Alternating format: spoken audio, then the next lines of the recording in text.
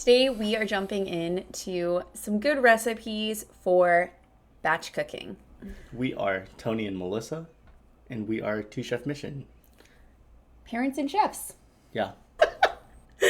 Real quick before we dive in, if you have been enjoying this video so far, make sure to subscribe and hit that notification bell so that you keep getting updated on when we put out new content. Yeah. Now, so when it comes to batch cooking, of course, we're going to kind of go briefly over a little bit about what batch cooking is. But if you are more interested in what batch cooking is, you should definitely check out our video on batch cooking. But we're also going to give you some tips on good items for batch cooking, as well as whatever else we dive into, how you could utilize it. Right? Absolutely. So, what is batch cooking? So, batch cooking basically is just going to be cooking ahead for the week, and you're going to be cooking in a larger portion. So Not to be confused with a head. Not to confuse with a head or a head of broccoli or Prepping ahead, right? A head of cabbage. But you're going to basically be prepping ahead for the week in the sense that you're going to be cooking larger portions of the meals, so that way it lasts you for more of the week. Yes. So you're going to pick a specific day that you're going to have whatever your prep is for the week, and you're going to cook it all. That way you're done. It's all completed in a couple of hours instead of having to split it day by day by day by day by day during your week. So the idea is that it ultimately saves you time and effort in your kitchen because you're basically just reheating for the week. Yeah. Or doing minor prep. And there's nothing wrong with just having to be able to grab your food to reheat it or, like you said, do minor prep in the moment, because honestly, that just ends up really ultimately saving a larger chunk of time. Huger chunk of time. I know, a larger chunk of time throughout the week. Yeah. Now, what are good recipes to batch cook? The simple answer is any recipe. That's honestly the truth, is that you could batch cook any recipe that you may have and that you're going to be utilizing. Yeah. Some certain ones that we have batch cooked are, we've prepped batch cooking stuff for breakfast, lunches, or dinners. So it kind of can be anything. We've done breakfast sausages, batters such as like waffle or pancakes. I almost said beignet dough, but beignet dough too. You can make that ahead of time. The thing is that like you can do a lot ahead.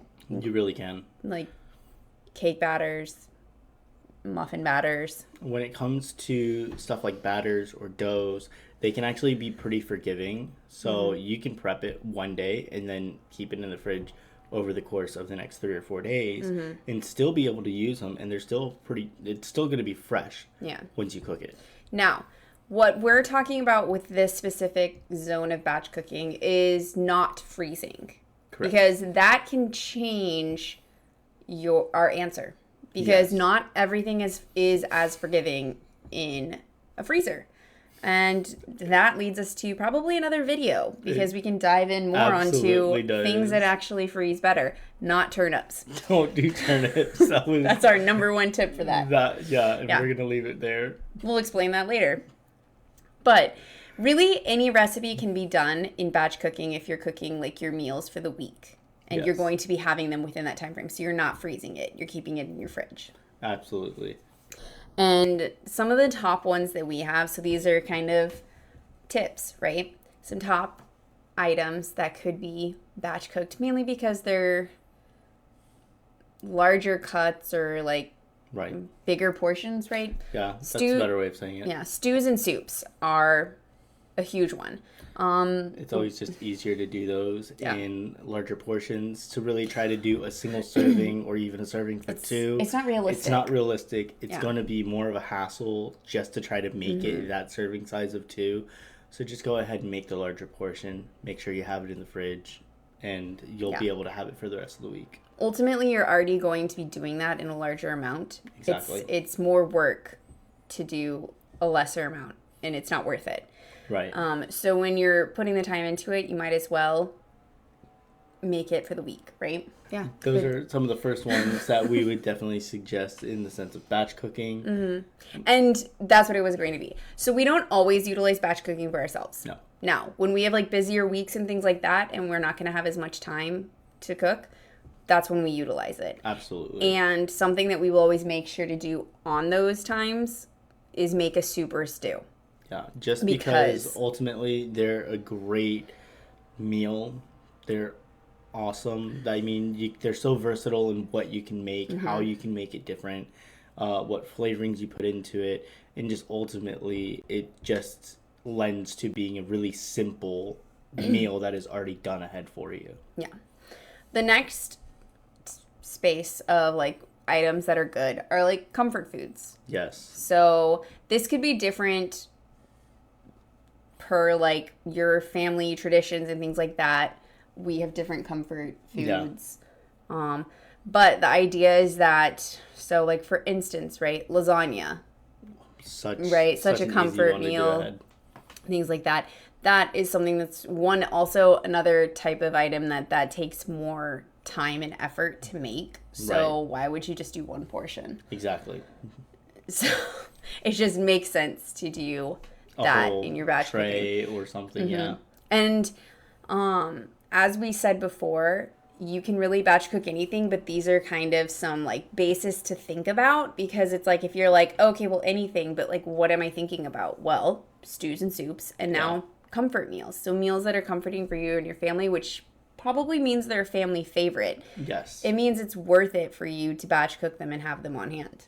Exactly. But along with comfort meals, something you could also think about within this is kind of like one pot meals. Yeah. Are super helpful. Man, they're really easy because they only have to take like minimal dishes and things like that. Yes. And I think those are some of the biggest wins with one pot dishes, with one pot meals, is just that is the cleanup becomes so much less of a hassle, and you have everything already done right there. And I think you're basically referring to that to like jambalaya. Yeah. And something that kind of I noted, it leads into our next area, which is larger cuts of like meats and things, because so this kind of brings in that roast, right? When you're working with larger cuts of meats, it means that it's going to be making more portions than like 1 or 2 or 3, right? Yeah. It's usually going to be between like 6 to 8, 4 to 8, 6 to 8 kind of zone, or even more depending on the size of cut, right? Yeah. So these could be things like a roast or like a whole chicken, a whole tenderloin, that kind of thing, right? Beef or pork shoulder. Again, those are going to be really big.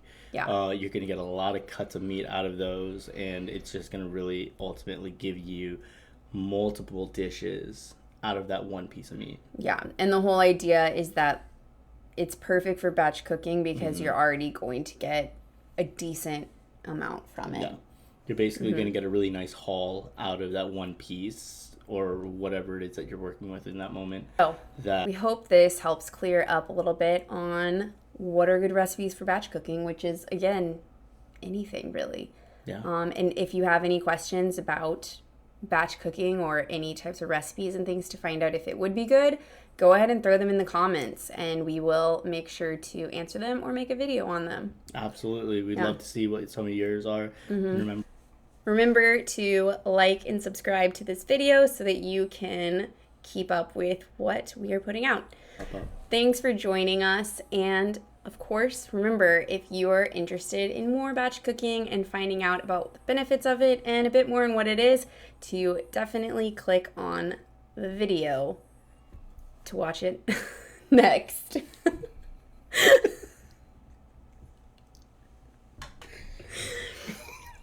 As well as check out the show notes where we have some additional resources and a little bit more on how you can work with us if you want to. We'll see you guys in the next one.